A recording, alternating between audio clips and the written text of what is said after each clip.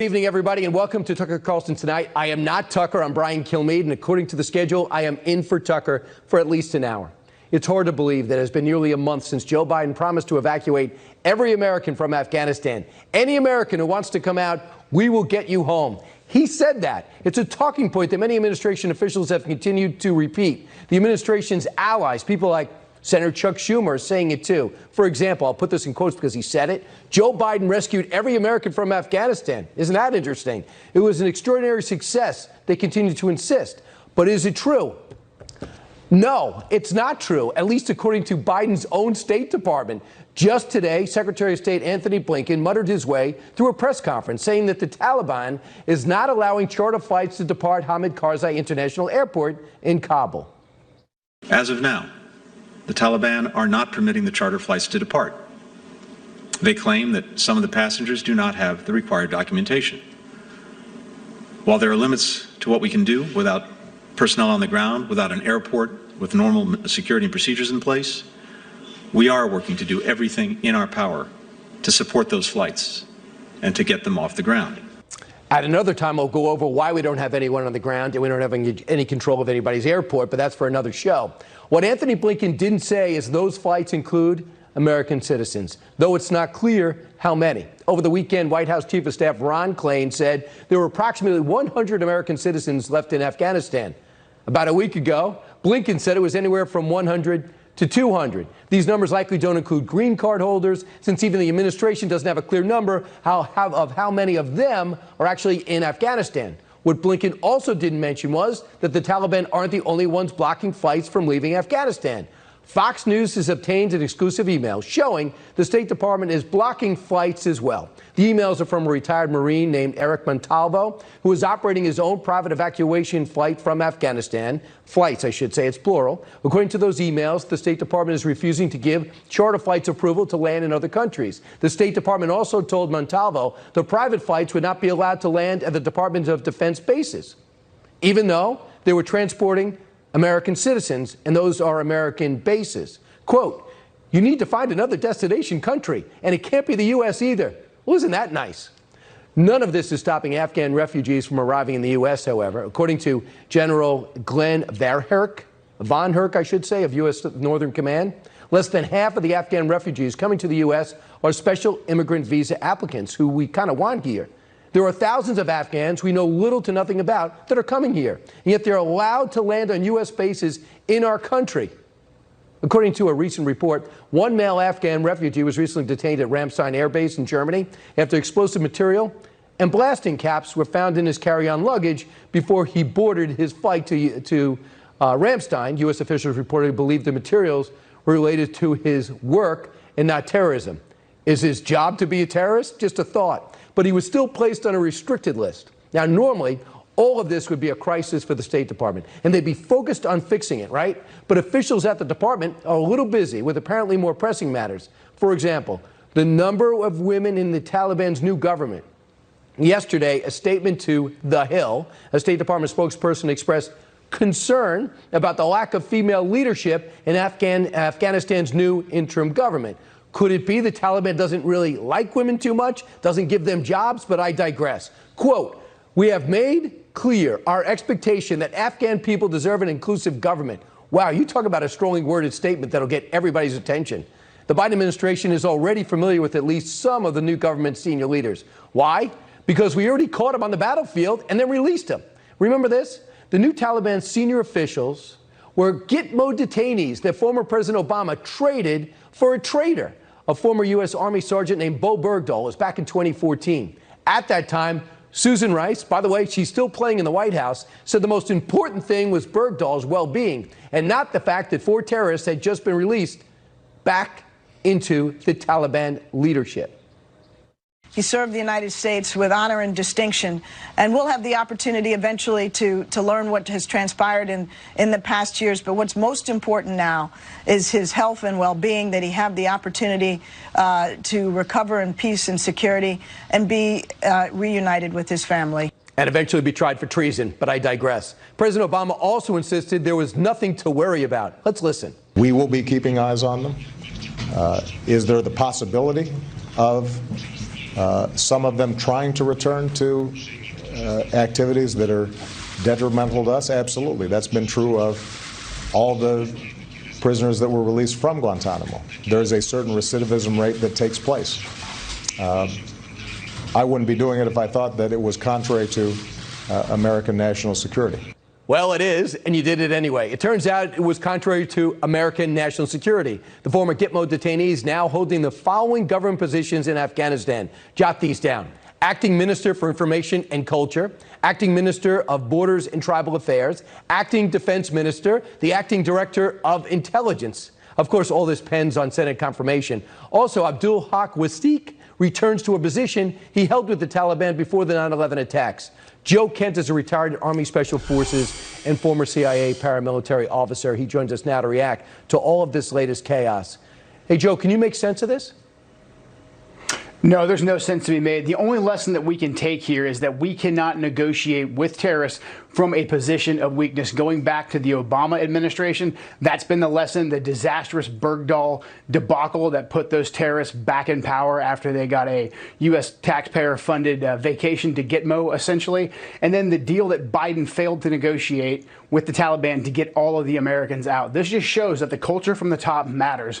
When the commander-in-chief and the unelected bureaucrats don't care about America's standing in the world and they view us as just another nation on the decline, this is exactly what happens. Contrast that with 4 years of President Trump and negotiating from a position of power. It's a night and day difference. We had the ability to get all of our people out under President Trump. He negotiated a deal that would have had us out of Afghanistan in the summer of 2020 until the permanent ruling class, the unelected bureaucrats, leaked made-up intelligence about Russian bounties that resulted in the Uniparty leaving us in Afghanistan. That's exactly how we got to this point right now. They didn't want President Trump's plan to succeed, and that put us in this position of weakness, got 13 great soldiers killed, and now has Americans being held hostage with our State Department absolutely helpless. You know what's pretty amazing is we told them to have a diverse, inclusive government, and they didn't. I'm shocked they didn't listen. We said have an inclusive government. Did they not understand? Did we not have a translator? Oh, we got rid of all of them. No, excuse me. The translators we didn't get out.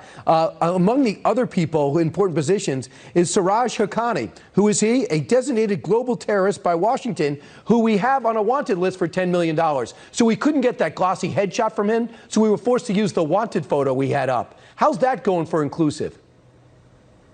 It's absolutely ridiculous, and that just speaks to the relationship that we've had with Pakistan. Once again, when we negotiate from a position of weakness that only lines the pockets of these corrupt governments and lobbyists in Washington, D.C., people like Siraj Haqqani can hide out on the Pakistani border, kidnap Americans, run terrorism operations, seek sanctuary with people that we're providing U.S. aid to, even when they get caught red-handed hosting bin Laden there.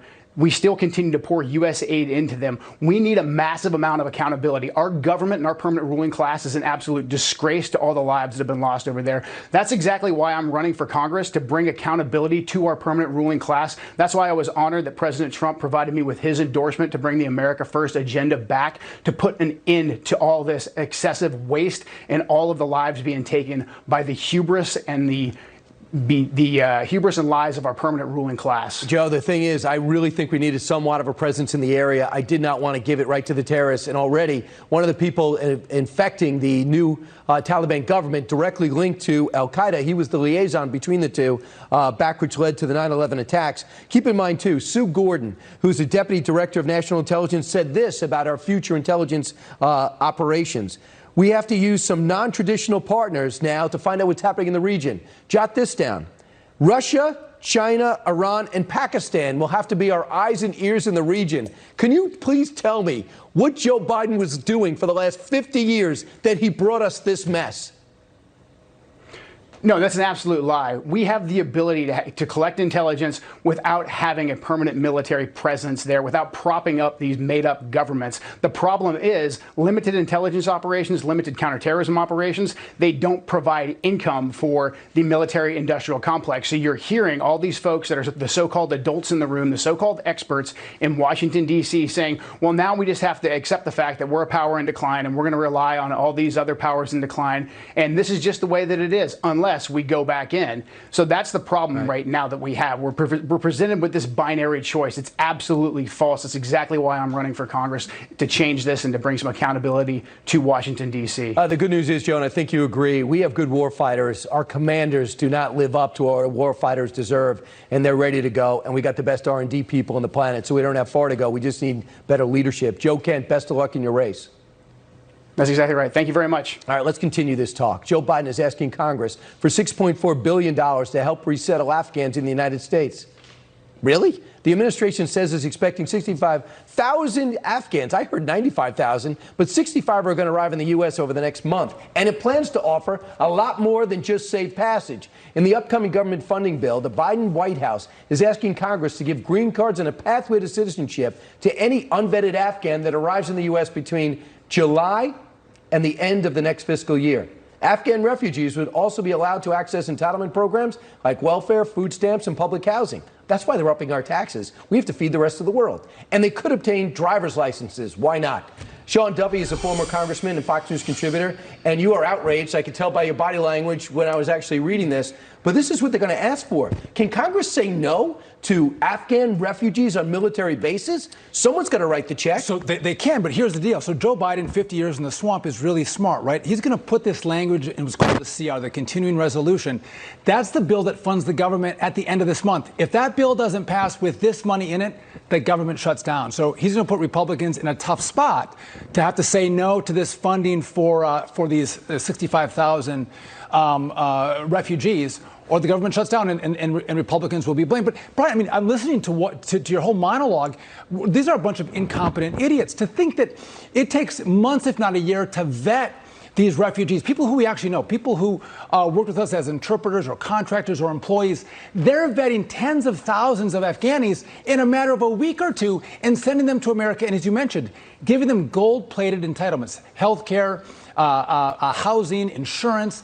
Our own veterans don't get put up on our military bases who are homeless, that are out in the elements. But Afghanis are, who did nothing to help us out. Unbelievable. Just to live up to what I promised on the intro, I'm just going to tell you what else is happening. $2.4 billion for defense. In that number, $1.3 billion in resettlement, $860 million for the U.S. aid and development, $193 million for U.S. citizenship and immigration services. We got to be able to do the paperwork and go to the copier. $1.7 billion for HSS. We don't know what they're going to do with that, so we'll see where that goes. But now they're saying that these private entities, these veterans, a lot of them special operators who got their own planes to get our own people out because the state wouldn't do it. Well, we don't know who you have on those planes, so I can't support those flights. Really? Did you see the mess at Kabul airport? Was anyone even patted down to get on a cargo jet? Right, if you're in Joe Biden's flight, we don't know who you are, but you can land in other countries and in America. But if you're a contractor going in to save people that Joe Biden left behind, we won't give you permission to land in our country or in our neighboring countries for our allies.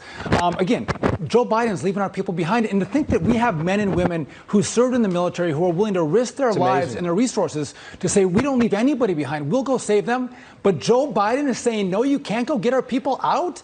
And again, the media tries to flip the page on this. We're going to talk about global warming. We're going to talk about every other issue than men and women left behind in Afghanistan. And there is some good news. I guess the Department of Defense is getting together with some of these private entities and trying to get on the same page, because the private entities have the intel of where the Americans and SIVs are located, and the Defense Department doesn't. And the state doesn't know what they're doing. It shouldn't be that hard. All right, Sean Duffy, thanks so much. Thanks, good Brian. to see you. Because of me, your wife had to wait 15 minutes for you to go out to dinner, so I appreciate it. Meanwhile, at 13 minutes after the hour, a bail fund backed by Kamala Harris, she's the vice president, recently helped release a man who was charged with domestic assault. Since his release, he just committed another crime. Can you say murder? That story next. Get criminals out of jail. Now we know what one of those criminals did with his freedom. Fox's Trace Gallagher has the story, and it's not good. Trace.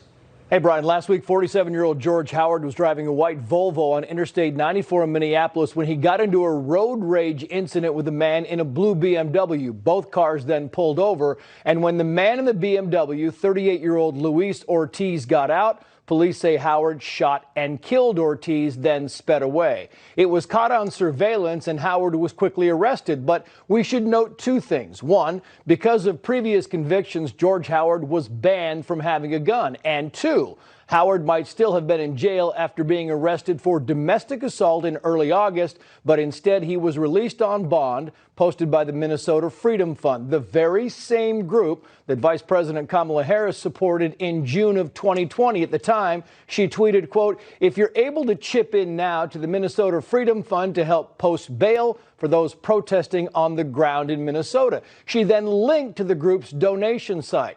This group has been criticized for putting violent felons back on the street, but the group doesn't appear to care. In fact, the former MFF executive director once said, quoting, "I often don't even look at the charge when I bail someone out. I will see it after I pay the bill because it's not the point. The point is the system we are fighting."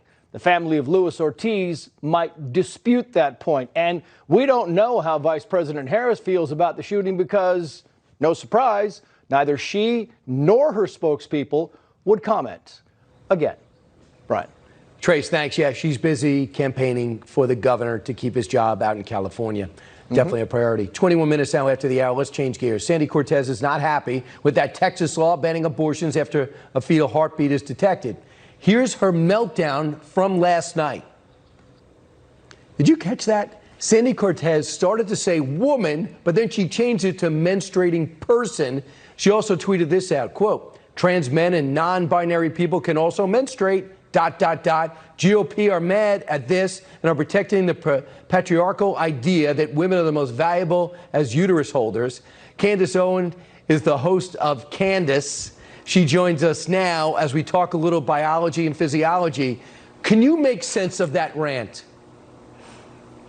Oh, gosh. Isn't it so sad that we have to talk about basic biology, especially when we're dealing with somebody who's a 32-year-old congresswoman? I'm sorry, did I say congresswoman? I meant Congress menstruating person, because apparently we're no longer allowed to say women. I mean, this is so ridiculous. And here's what's really funny.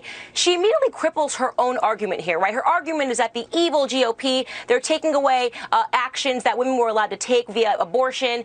But she's immediately saying something worse. Forget the actions women can take. Are women even allowed to exist anymore? This is what her side represents. It is so radical to not even be able to formulate the word woman because you feel too scared, because you need to accommodate all of these various genders, and trans people are also women, and this is also women. No, women are women. If you cannot enter a debate about abortion and even identify what it means to be a woman, you have no place in that debate.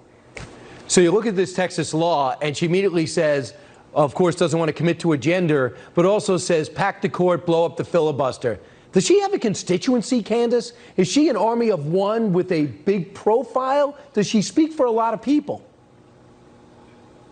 In my personal opinion, I've said this, I actually think AOC is very good for the Republican Party. She's very good for conservatives. I think she shows people just how radical the left has become. In fact, there was never this much conversation about how radical the left is until she entered in and she said, I'm a socialist. She started stomping around.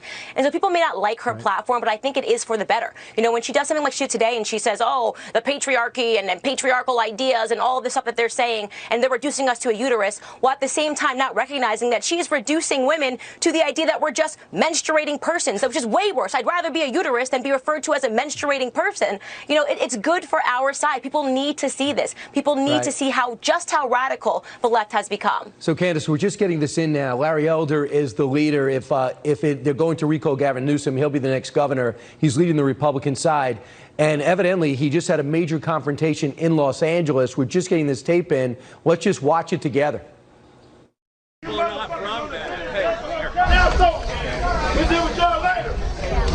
Take your hands off me, touch me again. Don't touch me. Don't touch her, touch me again. I don't know if you have a monitor there, but there's a bunch of white people and a woman in a monkey mask taking a swing at his security and throwing eggs at Larry Elder. Classy. Yeah, I've seen this, and it's absolutely infuriating. I know Larry Elder. He's a friend. He's a mentor. He's on the board of the Blexit Foundation, which is my foundation. And let me tell you something right now.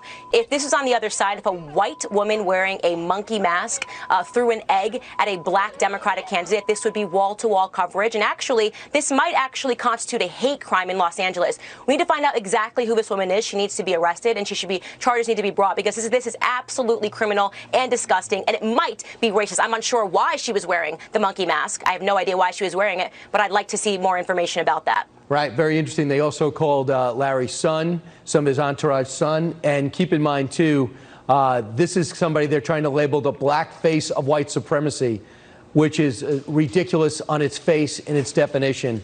Guy grew up in South Central and wants to fix the state that's been broken by the most inadequate governor outside the one we used to have here in quite some time. Candace Owens, thanks so much. And by the way, Larry Elder's going to be on tomorrow night. Thank you for having me. You got it. Meanwhile, Joe Biden says Hurricane Ida is proof that we need to pass his infrastructure bill to stop climate change right now.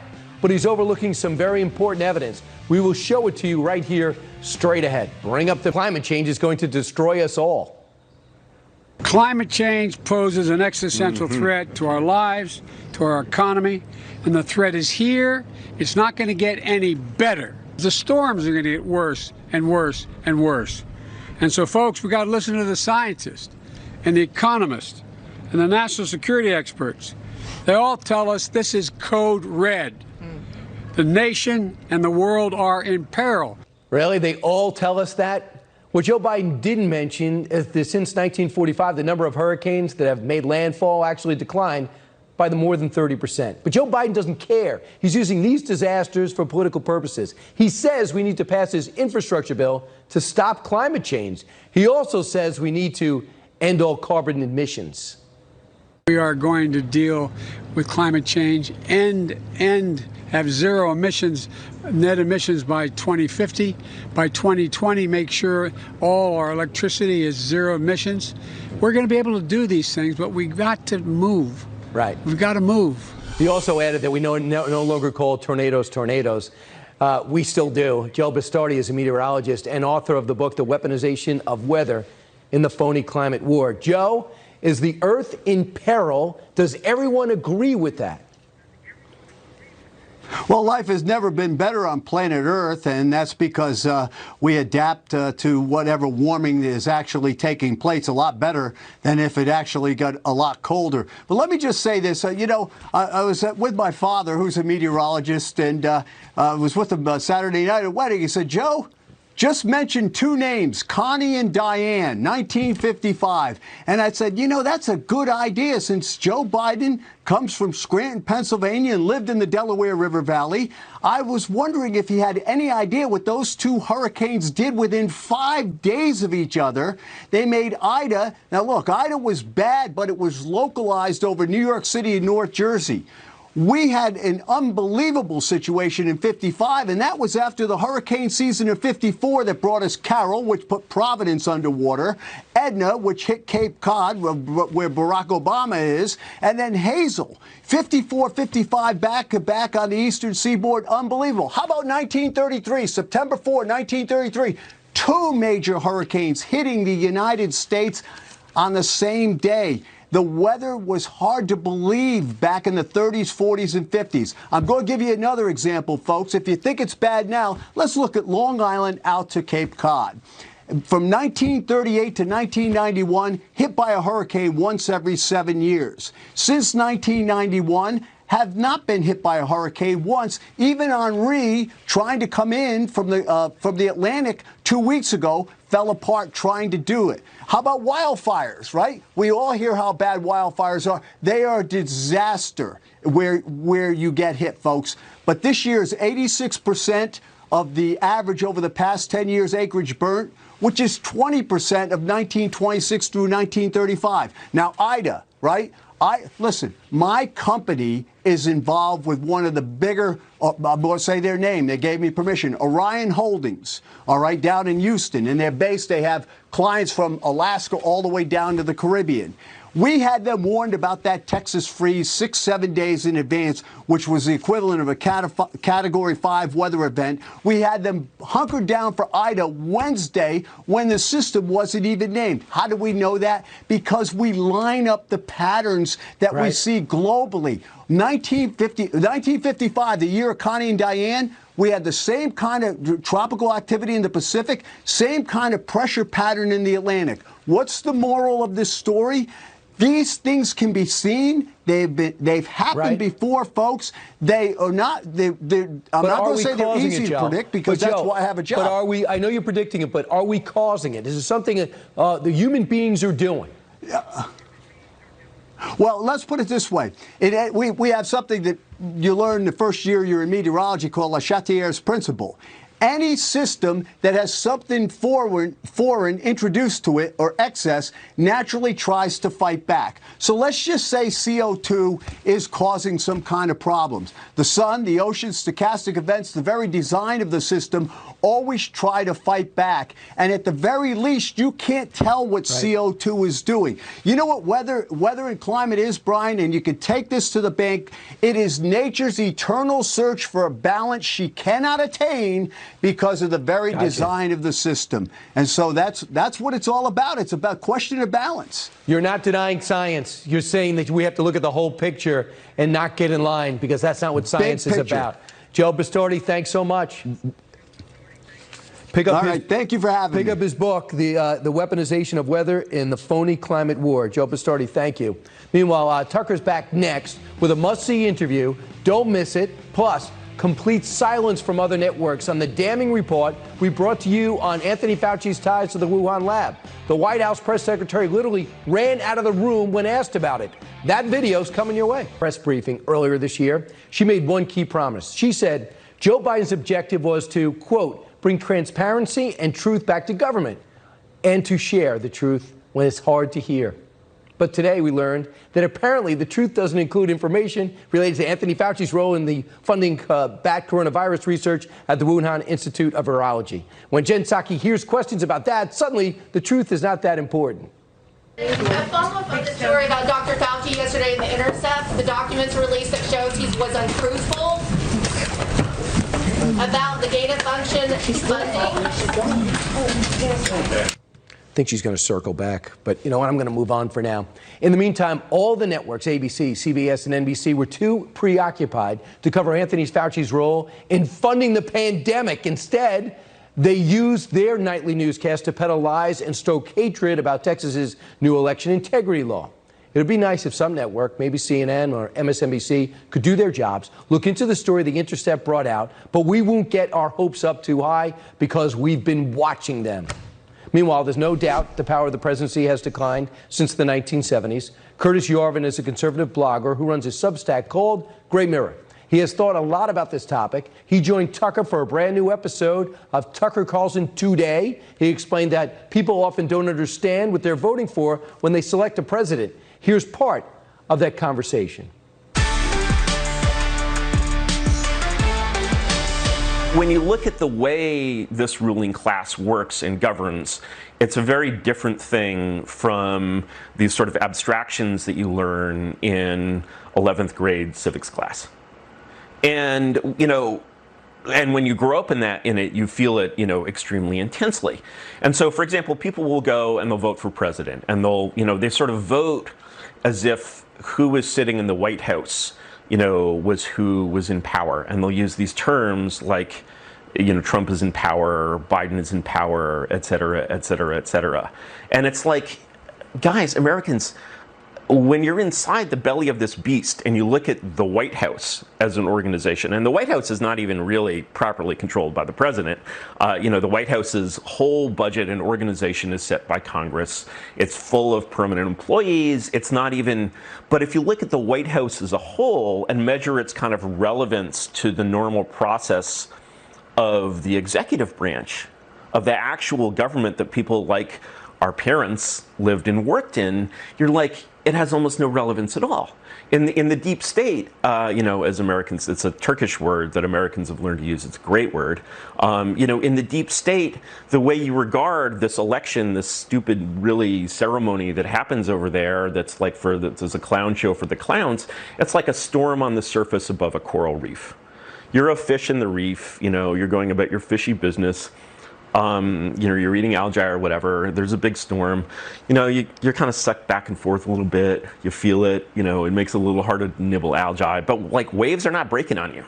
Yeah. And so waves are not breaking on you down there. And so when people look at this thing, you know, they sort of make this kind of couple of mistakes. They're like, okay, we elected Trump, so Trump's in power. I'm like, well, if you took that phrase literally and you said Trump is in power, for example, Trump is the chief executive of the executive branch. One way philosophically to think about this question is, how much power does Donald Trump personally have over this executive branch?